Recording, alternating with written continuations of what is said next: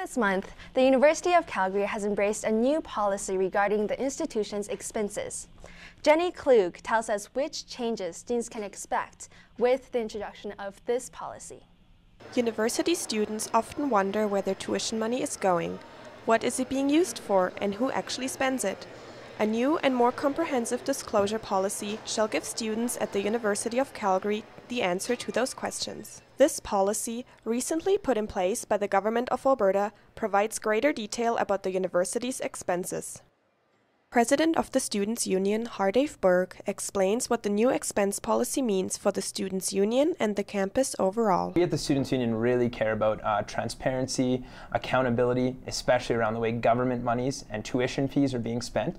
I think that these types of steps are the types of steps we want to see our institution taking forward. Furthermore, the U of C and the Government of Alberta are among the first in the country to make such a significant move towards expense transparency. And this policy sets a very high standard of accountability for elected officials, for government officials, for public institutions like the University of Calgary. The skepticism about where tuition money is being spent has grown with this year's financial scandals, but the new disclosure policy can help here too, with detailed online reports. It gives students the ability to go through every single expense that the university is making. And if they have questions or concerns, they can forward those concerns onto the Students' Union. I think it's going to prevent a lot of misuse of funds that could happen otherwise without these accountability mechanisms. However, will this policy on paper work out just as well in practice?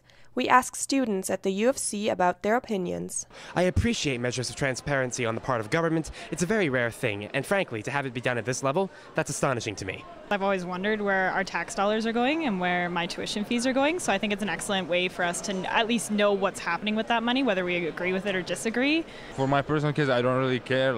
I'm graduating this semester, but I think it's good for the new generation, the new students. I don't think I'd ever really use it. I just don't think it'd be helpful to me personally, but I could see why others would find it useful.